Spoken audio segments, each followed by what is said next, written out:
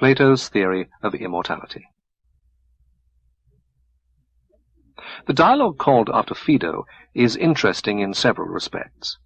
It purports to describe the last moments in the life of Socrates, his conversation immediately before drinking the hemlock, and after until he loses consciousness. This presents Plato's ideal of a man who is both wise and good in the highest degree, and who is totally without fear of death. Socrates, in face of death, as represented by Plato, was important ethically, both in ancient and in modern times. What the Gospel account of the Passion and the Crucifixion was for Christians, the Phaedo was for pagan or free-thinking philosophers. Footnote. Even for many Christians, it is second only to the death of Christ. There is nothing in any tragedy, ancient or modern, nothing in poetry or history, with one exception, like the last hours of Socrates and Plato. These are the words of the Reverend Benjamin Jowett. End of footnote. But the imperturbability of Socrates in his last hour is bound up with his belief in immortality, and the Phaedo is important as setting forth not only the death of a martyr, but also many doctrines which were afterwards Christian. The theology of St. Paul and of the Fathers was largely derived from it, directly or indirectly, and can hardly be understood if Plato is ignored. An earlier dialogue, the Crito, tells how certain friends and disciples of Socrates arranged a plan by which he could escape to Thessaly. Probably the Athenian authorities would have been quite glad if he had escaped, and the scheme suggested may be assumed to have been very likely to succeed. Socrates, however, would have none of it. He contended that he had been condemned by due process of law, and that it would be wrong to do anything illegal to avoid punishment. He first proclaimed the principle which we associate with the Sermon on the Mount, that we ought not to retaliate evil for evil to anyone, whatever evil we may have suffered from him. He then imagines himself engaged in a dialogue with the lords of Athens, in which they point out that he owes them the kind of respect that a son owes to a father, or a slave to his master, but in an even higher degree, and that, moreover, every Athenian citizen is free to emigrate if he dislikes the Athenian state. The laws end a long speech with the words, "Listen then, Socrates, to us who have brought you up.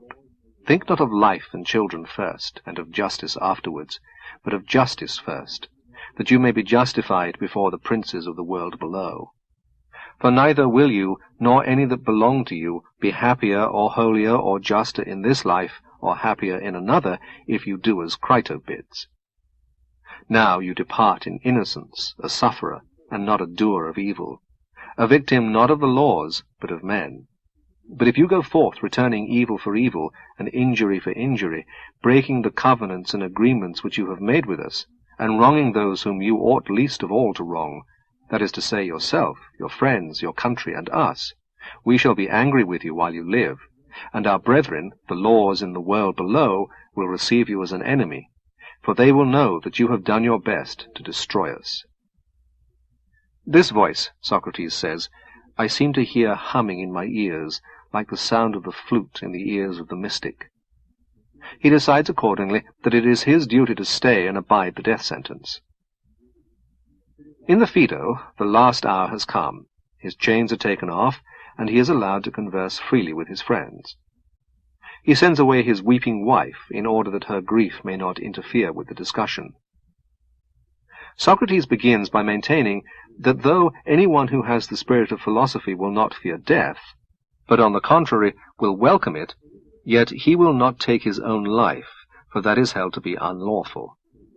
His friends inquire why suicide is held to be unlawful, and his answer, which is in accordance with Orphic doctrine, is almost exactly what a Christian might say. There is a doctrine whispered in secret, that man is a prisoner who has no right to open the door and run away. This is a great mystery which I do not quite understand. He compares the relation of man to God with that of cattle to their owner. You would be angry, he says, if your ox took the liberty of putting himself out of the way, and so there may be reason in saying that a man should wait, and not take his own life until God summons him, as he is now summoning me. He is not grieved at death, because he is convinced, in the first place, that I am going to other gods who are wise and good, of which I am as certain as I can be of any such matters, and secondly, though I am not so sure of this last, to men departed, better than those whom I leave behind. I have good hope that there is yet something remaining for the dead, some far better thing for the good than for the evil. Death, says Socrates, is the separation of soul and body. Here we come upon Plato's dualism, between reality and appearance, ideas and sensible objects, reason and sense perception, soul and body. These pairs are connected. The first in each pair is superior to the second, both in reality and in goodness. An ascetic morality was the natural consequence of this dualism. Christianity adopted this doctrine in part, but never wholly. There were two obstacles. The first was that the creation of the visible world, if Plato was right, must have been an evil deed, and therefore the Creator could not be good. The second was that orthodox Christianity could never bring itself to condemn marriage, though it held celibacy to be nobler. The Manichaeans were more consistent in both respects. The distinction between mind and matter, which has become a commonplace in philosophy and science and popular thought, has a religious origin, and began as the distinction of soul and body. The Orphic, as we saw, proclaims himself the child of earth and of the starry heaven. From earth comes the body, from heaven the soul. It is this theory that Plato seeks to express in the language of philosophy. Socrates, in the Phaedo, proceeds at once to develop the ascetic implications of his doctrine, but his asceticism is of a moderate and gentlemanly sort. He does not say that the philosopher should wholly abstain from ordinary pleasures, but only that he should not be a slave to them. The philosopher should not care about eating and drinking, but of course he should eat as much as is necessary. There is no suggestion of fasting. And we are told that Socrates, though indifferent to wine, could on occasion drink more than anybody else, without ever becoming intoxicated. It was not drinking that he condemned, but pleasure in drinking. In like manner, the philosopher must not care for the pleasures of love, or for costly raiment, or sandals, or other adornments of the person. He must be entirely concerned with the soul and not with the body. He would like, as far as he can, to get away from the body and to turn to the soul. It is obvious that this doctrine, popularized, would become ascetic, but in intention it is not, properly speaking, ascetic. The philosopher will not abstain with an effort from the pleasures of sense, but will be thinking of other things. I have known many philosophers who forgot their meals, and read a book when at last they did eat. These men were acting as Plato says they should. They were not abstaining from gluttony by means of a moral effort, but were more interested in other matters. Apparently the philosopher should marry and beget and rear children in the same absent-minded way. But since the emancipation of women, this has become more difficult. No wonder Xantippe was a shrew. Philosophers, Socrates continues, try to dissever the soul from communion with the body, whereas other people think that life is not worth living for a man who has no sense of pleasure and no part in bodily pleasure. In this phrase Plato seems, perhaps inadvertently, to countenance the view of a certain class of moralists, that bodily pleasures are the only ones that count. These moralists hold that the man who does not seek the pleasures of sense must be eschewing pleasures altogether and living virtuously. This is an error which has done untold harm. In so far as the division of mind and body can be accepted, the worst pleasures, as well as the best, are mental. For example, envy and many forms of cruelty and love of power. Milton's Satan rises superior to physical torment and devotes himself to a work of destruction from which he derives a pleasure that is wholly of the mind. Many eminent ecclesiastics, having renounced the pleasures of sense, and being not on their guard against others, became dominated by love of power, which led them to appalling cruelties and persecutions, nominally for the sake of religion. In our own day, Hitler belongs to this type. By all accounts, the pleasures of sense are of very little importance to him. Liberation from the tyranny of the body contributes to greatness, but just as much to greatness in sin as to greatness in virtue. This, however, is a digression, from which we must return to Socrates. We come now to the intellectual aspect of the religion which Plato, rightly or wrongly, attributes to Socrates. We are told that the body is a hindrance in the acquisition of knowledge, and that sight and hearing are inaccurate witnesses. True existence, if revealed to the soul at all, is revealed in thought, not in sense. Let us consider for a moment the implications of this doctrine. It involves a complete rejection of empirical knowledge, including all history and geography. We cannot know that there was such a place as Athens, or such a man as Socrates. His death and his courage in dying belong to the world of appearance. It is only through sight and hearing that we know anything about all this, and the true philosopher ignores sight and hearing. What then is left to him? First, logic and mathematics, but these are hypothetical and do not justify any categorical assertion about the real world. The next step, and this is the crucial one, depends upon the idea of the good. Having arrived at this idea, the philosopher is supposed to know that the good is real, and thus to be able to infer that the world of ideas is the real world. Later philosophers had arguments to prove the identity of the real and the good, but Plato seems to have assumed it as self-evident. If we wish to understand him, we must, hypothetically, suppose this assumption justified. Thought is best, Socrates says, when the mind is gathered into itself, and is not troubled by sounds or sights or pain or pleasure, but takes leave of the body and aspires after true being. And in this the philosopher dishonors the body. From this point, Socrates goes on to the ideas or forms or essences. There is absolute justice, absolute beauty, and absolute good, but they are not visible to the eye. And I speak not of these alone, but of absolute greatness and health and strength, and of the essence or true nature of everything. All these are only to be seen by intellectual vision. Therefore, while we are in the body, and while the soul is infected with the evils of the body, our desire for truth will not be satisfied. This point of view excludes scientific observation and experiment as methods for the attainment of knowledge. The experimenter's mind is not gathered into itself, and does not aim at avoiding sounds or sights. The two kinds of mental activity that can be pursued by the method that Plato recommends are mathematics and mystic insight. This explains how these two come to be so intimately combined in Plato and the Pythagoreans. To the empiricist, the body is what brings us into touch with the world of external reality, but to Plato it is doubly evil, as a distorting medium, causing us to see as through a glass darkly, and as a source of lusts which distract us from the pursuit of knowledge and the vision of truth. Some quotations will make this clear. The body is the source of endless trouble to us by reason of the mere requirement of food, and is liable also to diseases which overtake and impede us in the search after true being. It fills us full of loves and lusts and fears and fancies of all kinds, and endless foolery, and in fact, as men say, takes away from us all power of thinking at all. Whence come wars and fightings and factions? Whence but from the body and the lusts of the body? Wars are occasioned by the love of money, and money has to be acquired for the sake and in the service of the body. And by reason of all these impediments we have no time to give to philosophy. And last and worst of all, even if we are at leisure to betake ourselves to some speculation, the body is always breaking in upon us, causing turmoil and confusion in our inquiries, and so amazing us that we are prevented from seeing the truth. It has been proved to us by experience that if we would have true knowledge of anything, we must be quit of the body. The soul in herself must behold things in themselves, and then we shall attain the wisdom which we desire, and of which we say we are lovers, not while we live, but after death.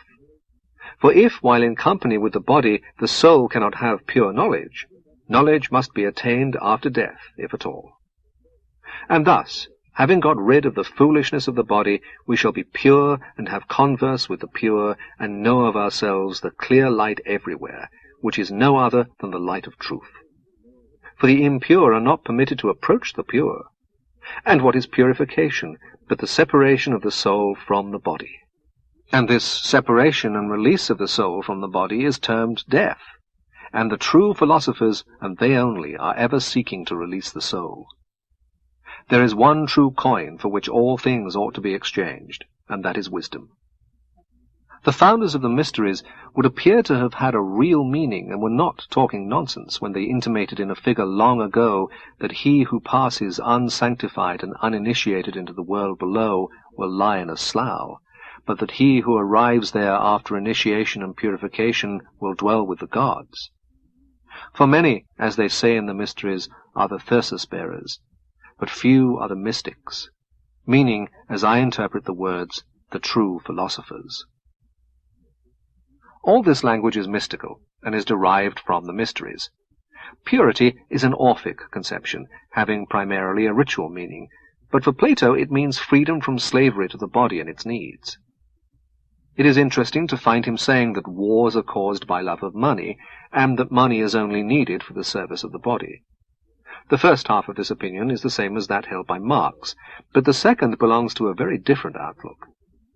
Plato thinks that a man could live on very little money if his wants were reduced to a minimum, and this no doubt is true. But he also thinks that a philosopher should be exempt from manual labor. He must therefore live on wealth created by others. In a very poor state there are likely to be no philosophers. It was the imperialism of Athens in the age of Pericles that made it possible for Athenians to study philosophy. Speaking broadly, intellectual goods are just as expensive as more material commodities, and just as little independent of economic conditions. Science requires libraries, laboratories, telescopes, microscopes, and so on, and men of science have to be supported by the labor of others. But to the mystic all this is foolishness. A holy man in India or Tibet needs no apparatus, wears only a loincloth, eats only rice, and is supported by very meagre charity because he is thought wise. This is the logical development of Plato's point of view. To return to the Phaedo, Cebes expresses doubts as to the survival of the soul after death, and urges Socrates to offer arguments. This he proceeds to do, but it must be said that the arguments are very poor. The first argument is that all things which have opposites are generated from their opposites, a statement which reminds us of Anaximander's views on cosmic justice. Now life and death are opposites, and therefore each must generate the other. It follows that the souls of the dead exist somewhere and come back to earth in due course. St. Paul's statement, "The seed is not quickened except it die," seems to belong to some such theory as this. The second argument is that knowledge is recollection, and therefore the soul must have existed before birth. The theory that knowledge is recollection is supported chiefly by the fact that we have ideas, such as exact equality, which cannot be derived from experience.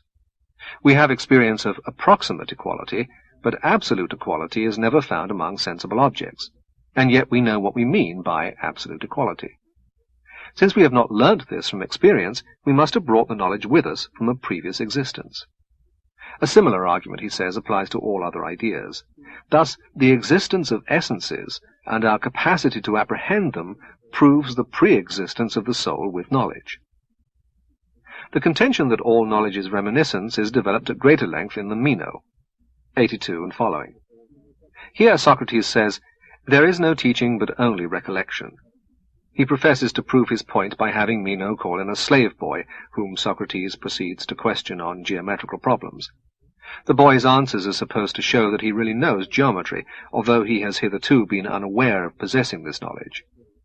The same conclusion is drawn in the Meno as in the Phaedo, that knowledge is brought by the soul from a previous existence. As to this, one may observe in the first place that the argument is wholly inapplicable to empirical knowledge. The slave boy could not have been led to remember when the pyramids were built or whether the siege of Troy really occurred unless he had happened to be present at these events. Only the sort of knowledge that is called a priori, especially logic and mathematics, can be possibly supposed to exist in every one independently of experience. In fact, this is the only sort of knowledge, apart from mystic insight, that Plato admits to be really knowledge. Let us see how the argument can be met in regard to mathematics. Take the concept of equality. We must admit that we have no experience among sensible objects of exact equality. We see only approximate equality. How then do we arrive at the idea of absolute equality, or do we perhaps have no such idea? Let us take a concrete case. The meter is defined as the length of a certain rod in Paris at a certain temperature. What should we mean if we said of some other rod that its length was exactly 1 meter? I don't think we should mean anything. We could say, the most accurate processes of measurement known to science at the present day fail to show that our rod is either longer or shorter than the standard meter in Paris. We might, if we were sufficiently rash, add a prophecy that no subsequent refinements in the technique of measurement will alter this result. But this is still an empirical statement, in the sense that empirical evidence may at any moment disprove it. I do not think we really possess the idea of absolute equality that Plato supposes us to possess. But even if we do, it is clear that no child possesses it until it reaches a certain age, and that the idea is elicited by experience, although not directly derived from experience. Moreover, unless our existence before birth was not one of sense perception, it would have been as incapable of generating the idea as this life is, and if our previous existence is supposed to have been partly supersensible, why not make the same supposition concerning our present existence? On all these grounds, the argument fails. The doctrine of reminiscence being considered established, Cebes says, about half of what was required has been proven, to wit, that our souls existed before we were born. That the soul will exist after death as well as before birth is the other half of which the proof is still wanting. Socrates accordingly applies himself to this. He says that it follows from what was said about everything being generated from its opposite, according to which death must generate life just as much as life generates death. But he adds another argument, which had a longer history in philosophy, that only what is complex can be dissolved, and that the soul, like the ideas, is simple and not compounded of parts. What is simple, it is thought, cannot begin or end or change. Now, essences are unchanging. Absolute beauty, for example, is always the same, whereas beautiful things continually change. Thus, things seen are temporal, but things unseen are eternal. The body is seen, but the soul is unseen. Therefore, the soul is to be classified in the group of things that are eternal. The soul, being eternal, is at home in the contemplation of eternal things, that is, essences, but is lost and confused when, as in sense perception, it contemplates the world of changing things. The soul, when using the body as an instrument of perception, that is to say, when using the sense of sight or hearing or some other sense, for the meaning of perceiving through the body is perceiving through the senses, is then dragged by the body into the region of the changeable, and wanders and is confused. The world spins round her, and she is like a drunkard when she touches change. But when returning into herself she reflects, then she passes into the other world, the region of purity and eternity and immortality and unchangeableness, which are her kindred, and with them she ever lives when she is by herself, and is not let or hindered. Then she ceases from her erring ways, and being in communion with the unchanging is unchanging, and this state of the soul is called wisdom. The soul of the true philosopher, which has in life been liberated from thraldom to the flesh, will after death depart to the invisible world, to live in bliss in the company of the gods. But the impure soul, which has loved the body, will become a ghost, haunting the sepulchre, or will enter into the body of an animal, such as an ass or wolf or hawk, according to its character. A man who has been virtuous without being a philosopher will become a bee or wasp or ant, or some other animal of a gregarious and social sort. Only the true philosopher goes to heaven when he dies. No one who has not studied philosophy, and who is not entirely pure at the time of his departure, is allowed to enter the company of the gods, but the lover of knowledge only. That is why the true votaries of philosophy abstain from fleshly lusts, not that they fear poverty or disgrace, but because they are conscious that the soul was simply fastened or glued to the body. Until philosophy received her, she could only view real existence through the bars of a prison, not in and through herself, and by reason of lust had become the principal accomplice in her own captivity. The philosopher will be temperate because each pleasure and pain is a sort of nail, which nails and rivets the soul to the body, until she becomes like the body, and believes that to be true which the body affirms to be true. At this point, Simmias brings up the Pythagorean opinion that the soul is a harmony, and urges, if the lyre is broken, can the harmony survive?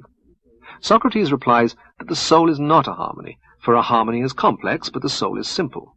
Moreover, he says, the view that the soul is a harmony is incompatible with its pre-existence, which was proved by the doctrines of reminiscence, for the harmony does not exist before the lyre. Socrates proceeds to give an account of his own philosophical development, which is very interesting, but not germane to the main argument.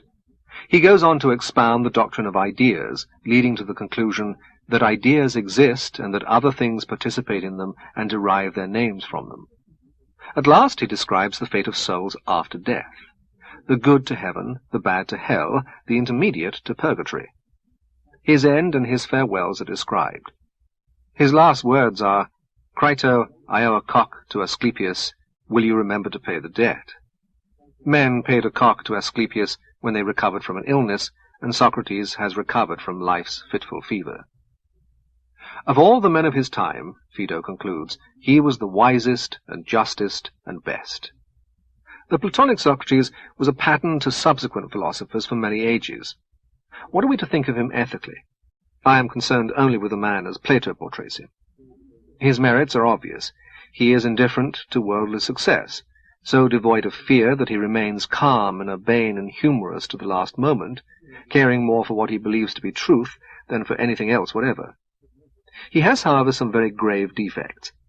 He is dishonest and sophistical in argument, and in his private thinking he uses intellect to prove conclusions that are to him agreeable, rather than in a disinterested search for knowledge.